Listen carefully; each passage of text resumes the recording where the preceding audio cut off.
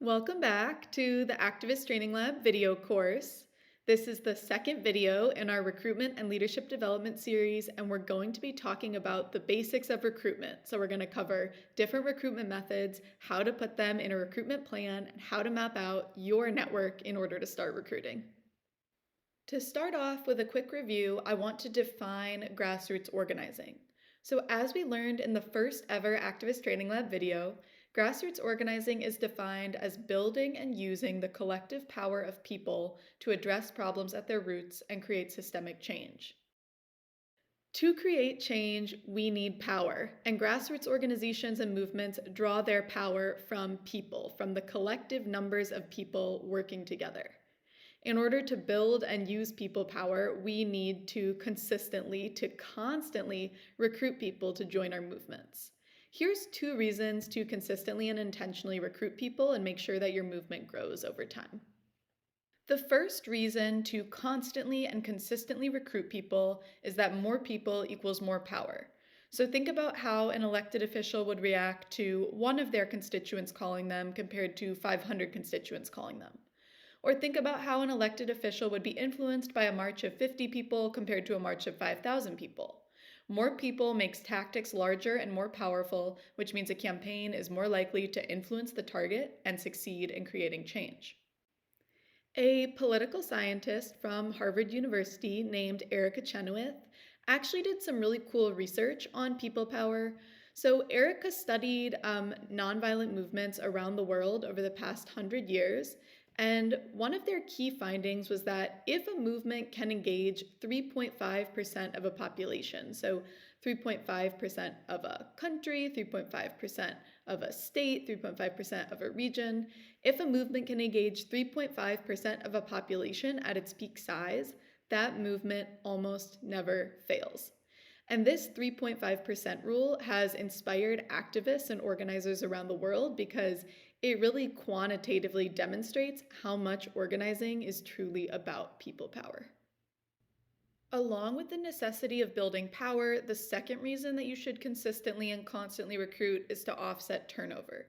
So people will always steadily leave or quit movements and organizations for a variety of reasons, like a life change, becoming too busy, becoming burnt out, feeling that the movement isn't effective. So if you're not recruiting new people, this turnover will mean that your movement steadily shrinks, growing smaller and weaker. So here's a table showing some common methods of recruiting people, and you can use these methods to recruit people to tactics, to meetings, or to anything else. And I've got the methods divided into 3 categories: one-on-one methods, mass methods, and social methods. So one-on-one methods involve talking to one person at a time, like texting people, calling or phone banking people, DMing people on social media, tabling, and canvassing door to door. Mass methods reach a lot of people at once, like sending emails, giving presentations to classes or community groups, or putting up posters, posting on social media, getting media coverage, or asking other organizations and groups to help you recruit through their existing networks. And finally, social recruitment takes advantage of social networks and ties. For example, recruiting your friends, family, and colleagues, and inviting other people to recruit their friends, family, and colleagues to join a movement. There are 3 steps to making a recruitment plan. The first step is to figure out what upcoming tactics you have to recruit people to. For example, here are 2 tactics I'm recruiting people to in the next month: a Wolf letter writing party and a Wolf lobby meeting. If you have a campaign plan, you should always be able to find this information in your tactical timeline. The second step in creating a recruitment plan is to brainstorm some methods of recruitment you can use for each thing you have coming up.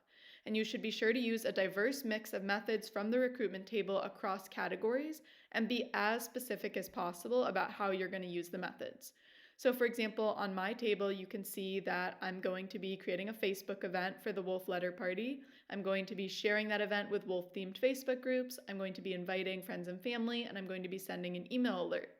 And then for the lobby meeting, I'm going to be inviting people who came to letter writing to come to the lobby meeting, and I'm also going to be making personalized phone calls and email invites to people to attend. The final step in making a recruitment plan is putting all of this into a timeline. So you can see here a 4-week timeline for recruiting for my events. In the last week of April, I'm going to create the Wolf Letter Writing Facebook event, share the Facebook event around to Wolf-themed groups, send out my email alert. In the first week of May, I'm going to be inviting friends and family and then sending reminders to everyone in the Facebook event and friends and family to show up. And then after the letter writing event is over, I'm going to start inviting people to the lobby meeting, people who came to letter writing, and I'm going to start making my personalized phone calls and emails. And that's how I'm going to recruit for these events. One more thing that can help you with recruitment is just mapping out a network of people in your community or groups, organizations, and individuals you're connected to in order to kind of start thinking through where you might be able to recruit. So I'm going to show you what a network mapping worksheet looks like and explain how you might go about filling one out. So this is just one example of a network mapping worksheet, and the point is that as you fill out each of the categories here, you are creating a map of all the people and organizations that you're currently connected to, as well as a map of organizations and individuals in your community that you're not yet connected to, but you may want to do outreach to in the future for recruitment.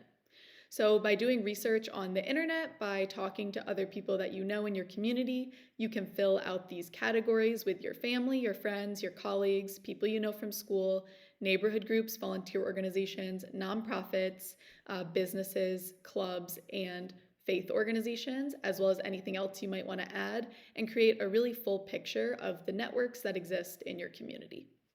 Then you can draw on this map when you're making your recruitment plans in the future. So I just want to leave you with two final tips.